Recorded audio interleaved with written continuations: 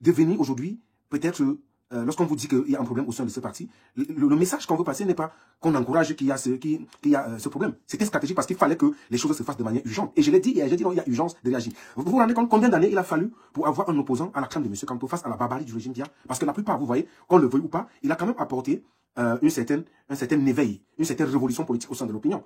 Depuis de longues années, c'est récemment qu'on a encore vu l'opinion publique s'intéresser à la chose politique parce qu'il y avait un désintérêt réel quant à la chose politique. Les Camerounais ne s'intéressaient plus à la chose politique. C'était une erreur, certes. Mais en tant qu'homme politique et membre de la société civile, le rôle aussi c'est de l'éducation politique. C'est politiser la masse. Parce qu'une population qui n'est pas politisée ne pourra pas comprendre les enjeux et, comment je vais dire, les enjeux et les intérêts et les nuances politiques qui se dessinent pour leur avenir. Mais aujourd'hui, vous avez vu que les Camerounais s'intéressent. J'ai été particulièrement marqué lorsque j'étais à Yaoundé, au Cameroun, en 2018. Je suis allé couvrir le meeting, comment on appelle, les contentieux préélectoraux, post-électoral, autant pour moi. Mais j'ai vu le contentieux pour j'ai vu les Camerounais mototaximens garer les motos en plein Tinga pour suivre le contentieux à la télévision comme si c'était un match de Champions League. Honnêtement, ça m'a beaucoup marqué car un peuple qui est politiquement cultivé sait et saura ce qu'il faut pour revendiquer ce qui lui est de droit. Alors, ce côté-là, vraiment, il faut le reconnaître à M. Kamto. Et jusqu'à présent, sincèrement, il n'y a pas égal. Il n'y a pas son égal jusqu'à présent. M. Kamto, qu'on le veuille ou pas, est l'homme de la situation. Jusqu'à présent, on n'a pas encore trouvé quelqu'un de sa trempe. Et je suis convaincu, lorsqu'il ne sera plus là, je ne sais pas où on va aller, où on va se retrouver parce que le mal est tellement profond. Beaucoup de gens ont trouvé en la politique aujourd'hui un moyen de, comment je vais dire, de subsistance, un business. Certains viennent faire de la surenchère, il y a certains qui viennent, vous voyez, et je peux vous dire que M. Kamto, rien que sa présence en politique, a rendu beaucoup de personnes riches. Ne voyez pas parce que certains viennent vous dire, on est pour le changement, on est dans le combat. Non, c'est beaucoup de si, les ficelles dans l'autre. Certains, ils sont pour des intérêts essentiellement égoïstes. Mais maintenant, pour le savoir et pour les comprendre, il faut tout simplement que vous ouvrez votre cerveau. Que vous soyez éveillé, vous vous posez des bonnes questions, vous faites des remises en question. Moi, je ne dis pas que vous vous fassiez aveuglement confiance, mais de manière constante, apprécier, analyser, questionner. Pour ceux qui peuvent me téléphoner pour comprendre ce qui se passe. Donc, moi, je ne pouvais pas accepter ce qui est en train de se passer au sein du MRC samedi. Alors, il y avait une tentative réelle de coup d'État. Alors, je vous explique. Les débats portaient essentiellement, il y a une convocation des membres du parti qui ont voyagé dans toutes les régions pour arriver à Yaoundé au siège du parti. Il y avait des débats. Les débats portaient essentiellement sur la marche à suivre en ce qui concerne l'élection présidentielle de 2025, l'élection à venir qui arrive dans quelques jours.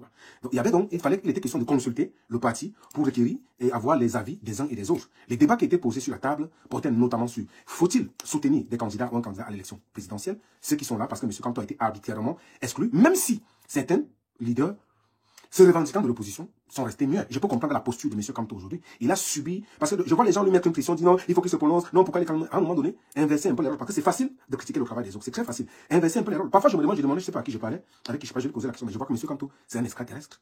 Je me demande où cet homme plus de sa force et sa puissance. Un homme qui est autant truandé, autant attaqué, autant dénigré, parvient quand même à rester, à garder le cap comme il est là. Alors là, il faut avouer que ce monsieur, il est solide. Parce que comment je vais dire, ce harcèlement, si je peux appeler ça ainsi, cette persécution qu'il subit, peut pousser quelqu'un, franchement, même à subir une dépression. Mais malgré ça, il fait l'effort de rester zen. Dans cette posture, ceux qui se revendiquent, entre autres, des partis, de l'opposition, ou encore de la société civile, il n'y a que quelques-uns qui ont apporté le soutien réel et factuel à M. Kamto. J'ai été très choqué de voir au contentieux électoral, récemment aussi, où des gens sont carrément restés jubilés, certains sont restés zen comme si c'était un événement, lorsqu'on a exclu injustement la candidature de M. Kamto. Aussi, j'ai quand même vu Clément Atanga dans la manière avec laquelle il s'est adressé à M. le professeur Kamto. J'étais quand même choqué. Mais est-ce que c'est le professeur Kamto qui parle de cette façon? Bon, c'est le zèle, vous savez, dans tout quand les gens sont aux affaires, pour eux, ils sont convaincus que ils vont rester ad vitam aeternam au pouvoir, mais qu'ils sachent que la retourne. Parce que je dis toujours aux gens, lorsque vous avez le pouvoir, faites l'effort d'être élégant et gentil avec les autres. Parce que la retourne, demain, vous ne serez plus là. Et parce que ce que vous créez, vous poussez les gens à la frustration, vous poussez les gens à la vengeance.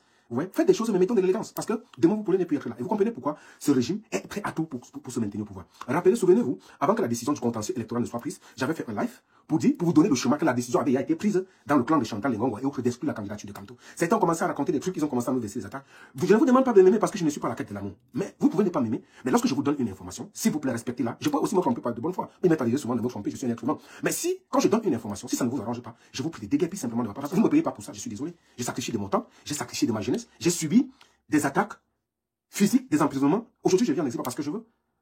Pas parce que je veux, mais j'ai l'obligation de le faire pour sauver ma tête. La posture que je prends aujourd'hui, ce n'est pas vous qui m'avez amené dans cette posture, c'est un choix personnel. J'ai mesuré les conséquences, le pour et le contre, et j'ai accepté ce choix-là. Ah bon, beaucoup de personnes s'interrogent. Mais je voudrais simplement dire, apprenez à respecter. Si vous n'êtes pas d'accord avec moi, vous connaissez comment ça se passe, vous quittez tout simplement de mes plateformes. Alors, n'attendez pas que je vienne vous dire des choses qui vont vous plaire ou des choses qui vous arrangent. Car mon rôle aussi, c'est d'éduquer. Mon rôle aussi, je ne dis pas que je suis un éducateur. Éduquer, ça veut dire amener les gens à comprendre ce qu'ils ne comprennent pas parce qu'il y en a qui s'inspirent de ma petite personne, qui s'abreuvent à mes sources. Donc du coup, au moins, je demande le respect pour ça. Lorsque j'ai passé l'information, je n'avais pas pour intérêt de créer le feu ou de créer le problème au sein, mais c'est que ça allait dans tous les sens. C'était extrêmement grave. Alors je vais vous expliquer dans ce jour, les débats portaient dessus. Et également, les militants du parti souhaitaient, certains, le retour du professeur Kamto au sein du MSC.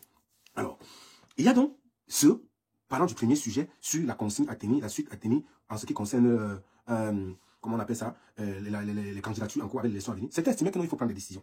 D'aucuns estimaient qu'il ne faut pas en prendre. J'ai beaucoup d'amis avec qui j'ai échangé hier, jusqu'à des heures, un jour on a discuté longuement, ils partageaient l'opinion, comment je vais dire, de manière respectueuse, j'ai reconnu leur opinion, je leur ai confronté avec mes arguments. Si ça ne dépendait que de moi, mon opinion personnelle, oui, je suis de ceux qui pensent qu'il faut soutenir un candidat. Bon, donc on va poser les questions. Effectivement, c'est un choix qui n'est pas facile, parce qu'il y a une conséquence qui va suivre.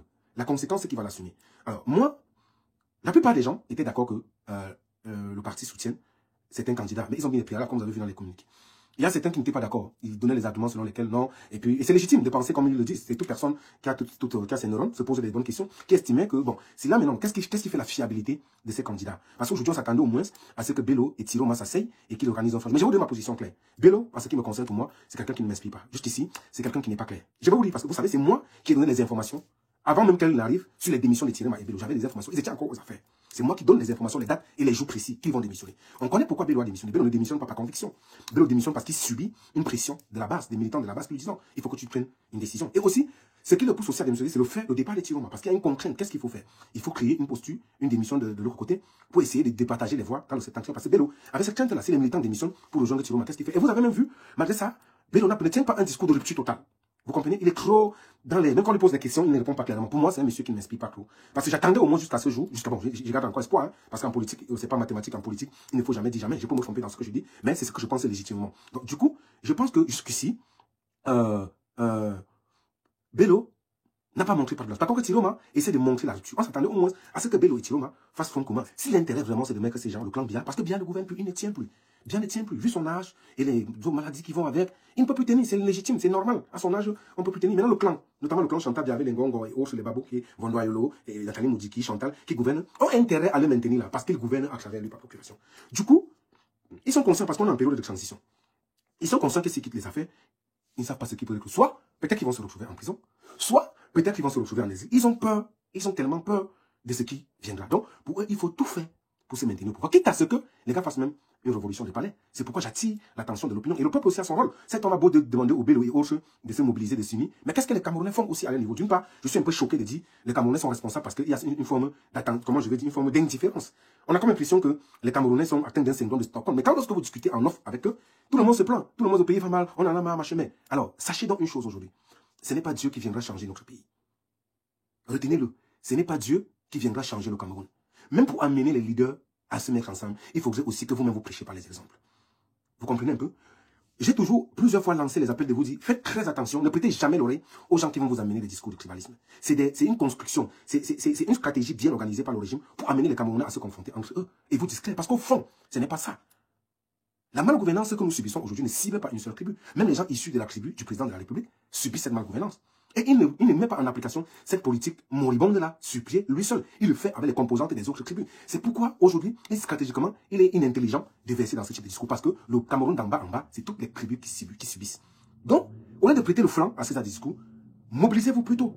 Aujourd'hui, quand on l'aime comme tout ou pas, peut-être que malheureusement, les gens ont commencé à faire une fixation sur sa tribu, il est banniqué, mais c'est l'homme de la situation. C'est l'ami Yamal qui fait perdre le sommeil au régime. C'est l'homme le plus craint du régime. Mais lorsque vous avez une opportunité, un joker sous la main, on ne peut que le soutenir. Et je l'ai dit, je le répète encore, ce n'est pas nous qui avons demandé à Kamto d'engager ce combat. Donc, où il a même si pas non, on va l'arrêter pour le dire qu'il va se ramener ce combat-là. Parce qu'il a les outils. Parce qu'il a le hemley, comme on dit souvent. Voyez-vous? Donc, ici, pour revenir au sujet, le débat était dans celui-là. Faut-il soutenir, faut-il ne pas soutenir? Il y a donc ceux qui ont tenu des positions. Sauf que, lorsque la vice-présidente du MSC s'en va en réunion, il y a des gens qui fabriquent. Les gens disent que oh, je suis qui pour conclure, je ne veux pas entrer dans les discussions du sous-quartier. Ce que vous devez savoir, c'est que les gens, pendant que la réunion s'était là, les mots par contre, n'étaient pas là, ils étaient pas au pays. Et il y a des gens en interne au sein du MSC, c'est-à-dire des VMI, ceux qui sont infiltrés, qui ont infiltré le MSC, ont fabriqué certains documents qu'ils ont envoyés à Mota, des signés. Lui faisant croire, et pas n'importe, pas les moindres, ils sont au sein du directoire. Ils ont envoyé ces documents, des signés. Moi, personnellement, j'ai eu une longue discussion avec Mota. Si c'est faux qu'il vienne nier. Et j'ai restitué les faits en vous disant que j'ai discuté avec lui. Et puis, il nous a dit non, monsieur Kamto n'a pas encore rejoint, parce que la version qu'il m'a donnée, c'est celle que j'ai écrite.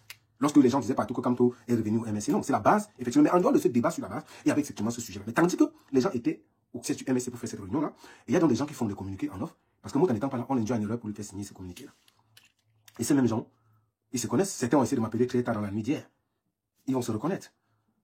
Lorsque j'ai fait l'annonce, selon laquelle je vais les démasquer. Il y a également ces mêmes gens-là, on sait d'où ils entrent. Quelque part, à Loncac, où ils partent régulièrement imagés. Je ne dis pas les mots, ils sont au sein du directoire. La bonne nouvelle, c'est que, heureusement, que le professeur Kamto lui-même connaît, il connaît de qui il s'agit. Il connaît très bien. de qui il s'agit. Et ces gens se sont donc ligués, ils ne voulaient pas le retour de M. Kamto au sein du MSC. Voyez-vous, certains ont commencé à faire des migmats. Il y a même eu une tentative de coup d'État. Voyez-vous, il y a eu même une tentative de coup d'État parce que les militants estimaient que M. Kamto, il ne faut pas qu'on se trompe.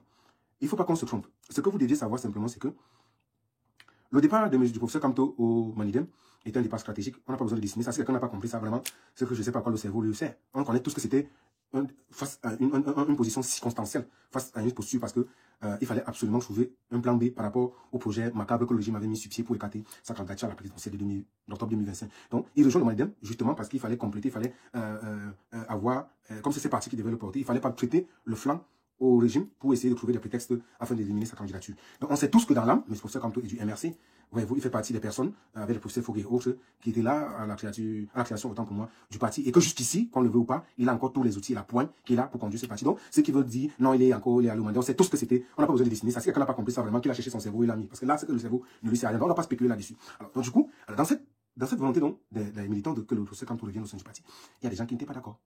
Ils ont même voulu que M. Mouta décide que le professeur Kamto, qu'il y ait même plus possibilité qu'il y ait un retour au sein du MS. Et c'est même genre en plan, parce que en dehors du départ de, comment on l'appelle? Oh, donne-moi une minute, je vais bouquer quelqu'un là qui fait les commentaires. En dehors des départs de Célestin Djamène, des départs de Ndoki et autres, il y a des personnes qui sont restées. C'est de bonnes guerres, hein, c'est de bonnes guerres, parce qu'on est en politique, le régime aussi utilise les moyens pour essayer de contrer les adversaires, c'est normal. Vous comprenez un peu? C'est normal. Donc du coup, ce qui donc se passe, c'est que bien que les Ndoki et autres soient partis, il y a donc encore d'autres troupes qui sont au sein de lui, qui ne vivent que de ça. Alors, qui sont-ils? Ils sont connus. J'ai pris l'engagement de donner les noms. Mais, j'ai eu une discussion très longue hier, pas avec les moindres. Pas avec les moindres. Avec qui nous avons discuté pendant plusieurs heures. Je ne vais pas les citer ici. On a beaucoup parlé, beaucoup même.